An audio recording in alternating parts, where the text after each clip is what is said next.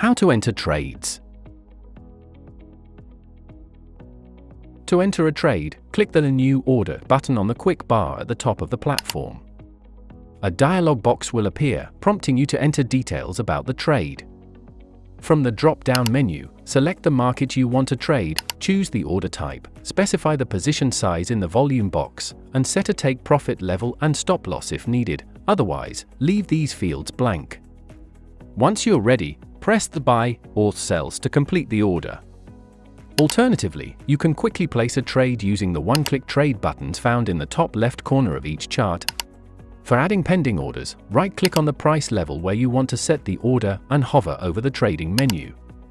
This will show options for various orders based on whether the price is above or below the current level. The position size will be set according to the volume entered in the one-click trading box. Clicking on your chosen order type will place the order. Thanks for watching. Stay tuned for more exclusive videos.